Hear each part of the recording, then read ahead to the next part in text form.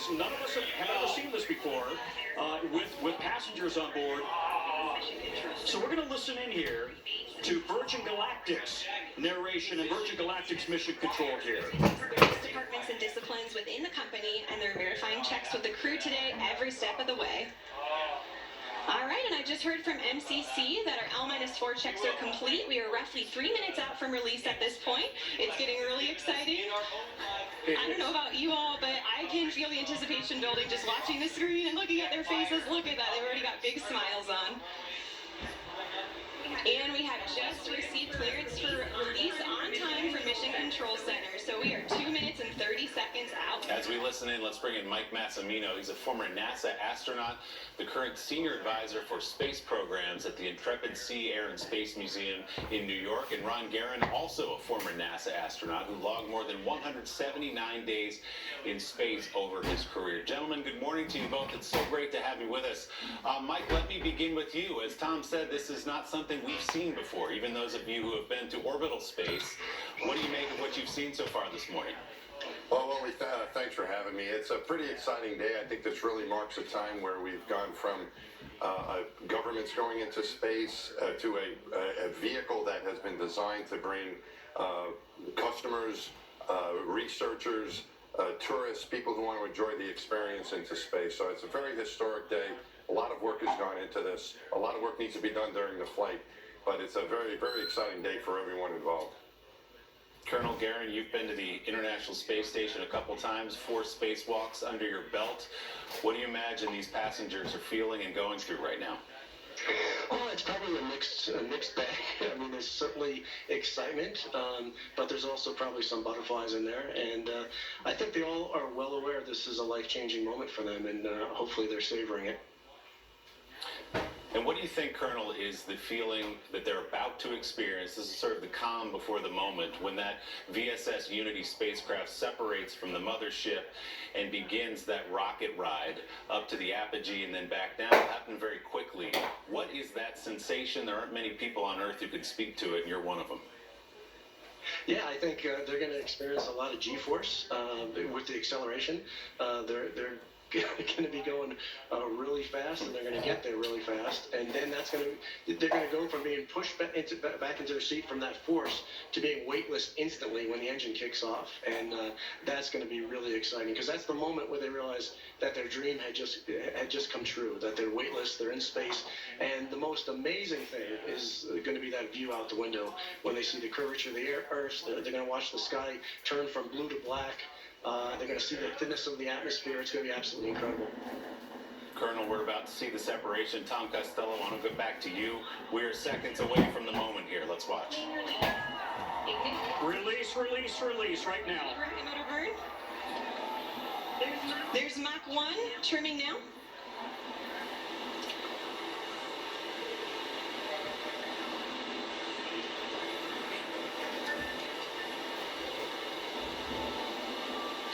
Trim complete. Unity is pointed directly up and heading to space. Things are looking great. We are 25 seconds into the burn now, approaching Mach 2.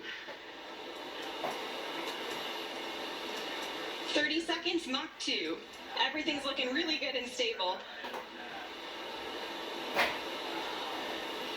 40 seconds.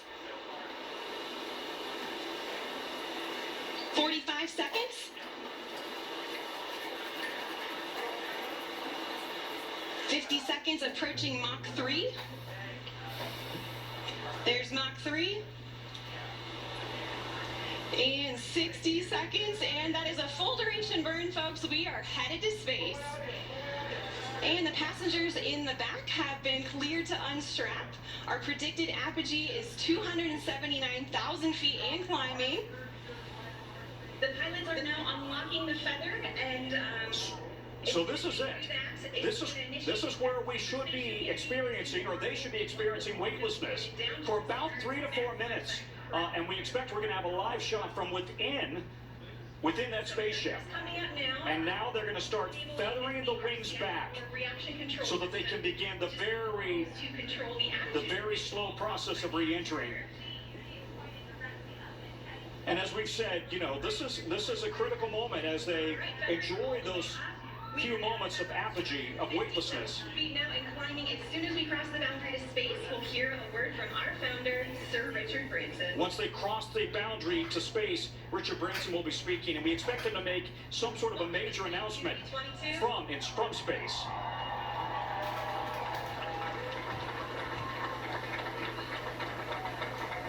And I'm listening with you to Virgin Mission Control. Lots of applause on the ground here, because this is what they have been working on for 17 years, building to this moment.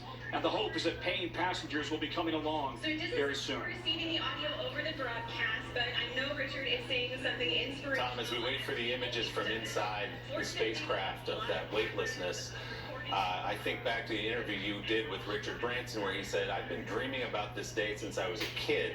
When I watched Americans walk on the moon on July 20th, 1969, I started to dream of this moment." Remember the day, remember where you are. Yeah, and I think they just said 280,000 feet right now. You know, it's funny, Willie, that's one of my earliest memories. I was 6 years old, and my dad woke me up at 11 o'clock at night and said, "Don't forget this moment, the astronauts are walking on the moon." Interesting that the same impression, in fact, on Richard Branson was really, I think, everybody who was watching from planet Earth on that day. And now this is the culmination of his dreams, of now taking his own space flight, not to the space station, not to the moon, but to an altitude of 56 miles. Here we go. We got some images from inside. There are the pictures. And again, we're waiting to hear what Richard Branson has to say. We've been led to believe some sort of a major announcement, assuming the technology works and he can get the live shot out of there. Re-entry portion of our flight now, and the mission. Tom, we've been using the term feathering here. Okay, they're heading as Unity climbs and lands. What does that mean exactly? What are we watching here? Control and intuitive for passengers. Well, the bottom line here is that they have folded those, you know, I may even defer to the expert in terms of Mike, because you got a pilot right there and an astronaut in terms of how this works, because it's a delicate procedure as they feather the wings back for re-entry. Shockwaves form on top of the cabin with our audible. Mike Massimino, what does that mean exactly to feather as they return here and land shortly on a runway in New Mexico? Yeah, it's really interesting technology that they're using here. They're kind of combining the aspects of a capsule reentry, which is fairly safe, so they can feather those the wings so that they kind of form in line with the spacecraft, so that it can enter and take the heat of reentry in the best way, and then they can deploy them again for the landing. So it's kind of combining what we've seen before with a capsule entry, along with like a space shuttle or a glider landing on a runway. So pretty innovative and a cool way to do it. Colonel Guerin, you flew F-16s in the United States Air Force. Yeah, I did, and you know, Mike really explained that well. The whole tail boom changes in configuration, so they're getting the best of both worlds, the best of the aerodynamics of the capsule and the aerodynamics of an aircraft. Tom, go ahead, jump in. Pardon me, I was just going to make the point, this is essentially a glider coming back, not unlike the space shuttle. So they've got a massive runway here in New Mexico that they could come right back to. Not much in the way of a go-around opportunity here, so they got to come in and hit the landing right on the money. As we've said before, they've got a veteran chief pilot who's in charge, Dave McKay, a veteran of the Royal Air Force, and he's been a Virgin test pilot for years. Really a spectacular view, and if you look at that, the curvature of the Earth, which your guests have seen firsthand, but now typical Americans, Virgin employees, but typical Americans have been able to see this as well, experience it firsthand, and that's really the point here. And now we're told that the wings are in fact locked. So now, in fact, it is a glider inbound in the glider formation and allowing them to come right into the runway here at Spaceport America.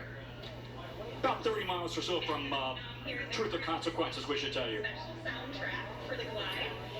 Passengers have taken their seats again. They're strapped in. Let's bring in Stephanie Rule, NBC News senior business correspondent, looking at this space race among billionaires. Steph, this is a man, Richard Branson, who tried to circle the globe in a hot air balloon. That was an ill-fated trip. Crossed the Atlantic once and not twice, but got there on his second trip, crossing the Atlantic.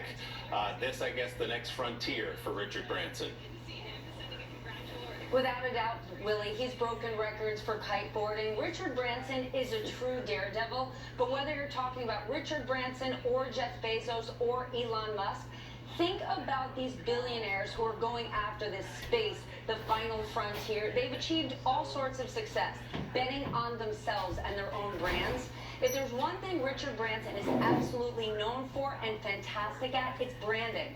And look at today. You saw that launch, boom, Virgin Galactic. We're watching this on his own network.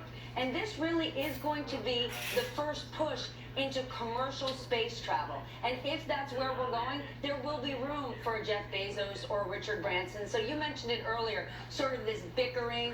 Is Richard Branson actually making it into space? The Blue Origin team says no, they aren't. But from a global perspective, for the millions of people, Willie, who are home watching this, he is absolutely in outer space.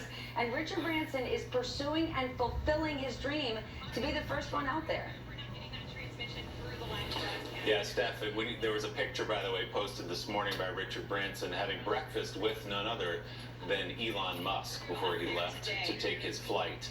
Steph, the question we were debating earlier on Sunday today is this really another step forward? Is this the step toward commercial space travel, which so far at this moment goes for $250 grand a pop for a seat on one of these spacecrafts? Are they bringing this to the people, or are these just sort of joy rides for these billionaires?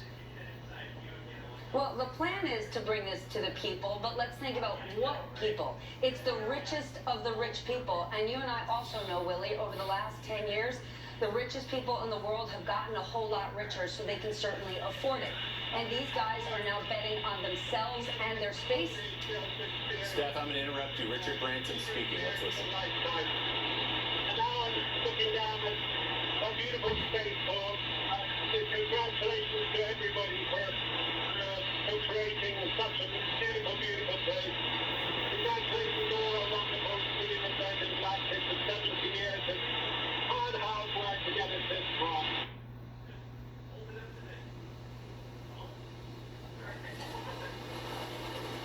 All right, so Richard Branson saying space is a beautiful place, thanking everyone who made that mission possible, admiring the view outside of VSS Unity. Steph, I'll let you pick it back up. We are so excited for them to land. You know, luxury and extreme travel is what Richard Branson does by profession. Without a doubt, the goal here is how do we now move this into commercial, obviously very high-end travel. If this trip is successful and Jeff Bezos' mission is successful, clearly both of them would like to make the next venture to be in making this a commercial mission. For Richard Branson, his mission is publicly funded. He's got all sorts of partners here. Jeff Bezos, this has definitely been privately funded. And the question for the richest of the rich adventurers out there, if both become available, what do they want to do? Branson's effort, more of a plane, where Jeff Bezos is truly that rocket experience. But when you say, are they going to bring it to the people? It's a small, small, small sliver of the richest, most adventurous people. Yeah, at $250,000 a pop, that's a pretty small sliver for now, but they hope sometime down the road to change that. Tom Costello, as we approach altitudes now that we humans can relate to at 19,000 feet, what happens next with Virgin Galactic? Just a few minutes ago, we had the twin sonic booms here on the ground in New Mexico as they come back in now in glider formation. And we expect them to be on the ground within just a few minutes. You can imagine if you're coming in, in a 737, and you can think about your glide slope into the local airport, this is going to be a lot faster than that. So we expect them to be on the ground quicker than you would be if you were in a 737.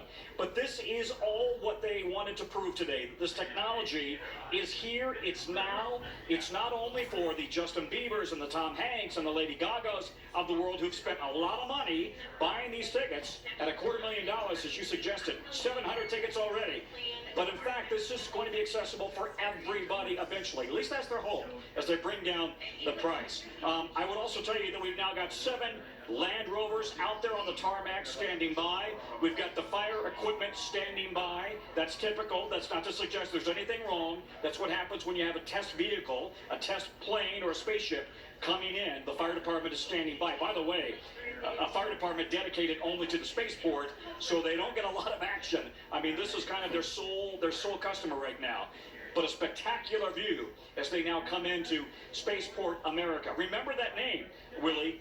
You've been saying it this morning, but this is going to be a name and something we're going to be hearing about increasingly over the coming years as this becomes more and more of a common occurrence. And just hearing the voice here on the ground saying that it's right in front of the sun, which is right overhead of us. I don't see it, but you're getting a better view yourself on the TV with those long-range telescopic lenses. Yeah. Mike Massimino, we're down to about 11,000 feet of altitude, 243 miles per hour right now. Hey, what does that... Yeah. You see it? You have eyes on it, Tom? Willie, I see him. Like? He's right over the top of us, Willie, right over the top. And it would, if you didn't know better, you'd think you're looking at just a typical passenger plane with a contrail behind it, just flying right over the top of the spaceport as it comes around and prepares for a landing. By the way, we should also make the point that they had a spotter plane, if you will, a chase plane take off shortly after they lifted off an hour ago. Presumably that same chase plane would be on the ground. And by the way, we now see the mothership. Yeah, I think we see Unity in the lead here and the mothership trailing it would look like, which I guess makes sense, right? They're coming in a heck of a lot faster than the mothership can. So it looks like Unity, the spaceship, has the lead as it now approaches the landing strip here on the ground. Looks like it's making a big arc and it's about to come on in for a landing. Gears down the lock, they say. Boy, it's moving fast. It is really buzzing along. Mike Massimino, what does it feel like on the human body to go through what that crew of 6 just went through? 2 pilots, 4 passengers. As we see those internal cameras, all smiles. It appears everybody's doing well. What does it feel like, though, on your body to go through that? Well, they're feeling great right now, just out of pure joy, I would imagine. But they've gone through some different experience. You know, they were on 1 gravity. They probably pulled some G's going up to space. They were weightless for a while, so you're floating there. Your vestibular system is now floating as well, so your sense of motion is a little bit distorted. And then you come back down, and the G-forces build up again. So that's what's happened to them, but I think all of that is overridden by just pure joy and exhilaration of what they went through. They had jobs to do, they needed to do that, but I think that just the excitement and the happiness that they're experiencing right now is the overriding feeling. And Tom Costello, it looks like we have a clean, safe touchdown and landing on that runway. Could not be more perfect here on this beautiful day in New Mexico, and it went just perfectly according to plan. The only delay was it left an hour and a half, hour and 45 minutes late because we had winds on the ground. That kind of delayed the fueling this morning. Other than that, this could not have gone any better. It seems to have just gone flawlessly from the moment that they lifted off all the way through, lighting the rocket, accelerating to 56 miles or so above the Earth. I'll be interested to see what the number is. What number do they hit? 56 or 50 miles above the Earth. And as we've said many times, NASA and the Pentagon and the FAA recognize 50 miles as, in fact, the edge of space. Full stop on the runway here at Spaceport America. What an extraordinary moment. And Colonel Guerin, let's talk about what happens from here. We know next